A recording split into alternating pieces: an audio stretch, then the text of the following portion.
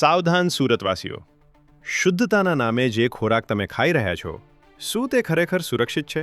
સુરત મહાનગરપાલિકાના ફૂડ વિભાગના તાજેતરના રિપોર્ટે સૌની ઊંઘ ઉડાડી દીધી છે. ઘીમાં વેજીટેબલ ફેટ અને સ્વાસ્થ્ય માટે ઘાતક એવા ટ્રાન્સ ફેટનું પીડસણ હવે સીધું આપણા સ્વાસ્થ્ય સાથે ચેડા કરી રહ્યું છે.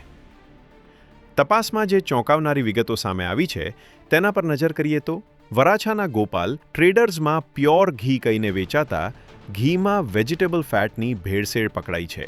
ભટારના શ્રીજી પાર્લરમાં અહીં લેવાયેલા નમૂનામાં ટ્રાન્સ ફેટનું પ્રમાણ મર્યાદા કરતાં વધુ મળ્યું છે, જે હૃદયાતાક સંકેત બનવાનો રતા વધુ મળ્યું છે, જે હૃદયની ગંભીર બીમારીઓનું કારણ બની શકે છે.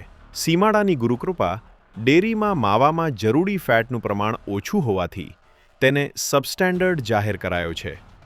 પરંતુ હવે પાલિકાની સ્થાયી સમિતિ લાલઘૂમ છે.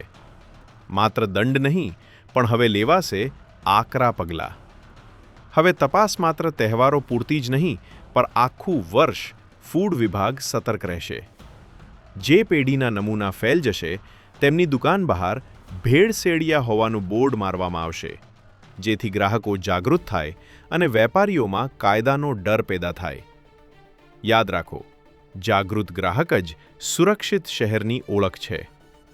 ખોરાકની શુદ્ધતા બાબતે સતર્ક રહો. અમારી તમામ માહિતીથી અપડેટેડ રહેવા માટે જોડાયેલા રહો ત્રિશુલ ન્યૂઝ સાથે.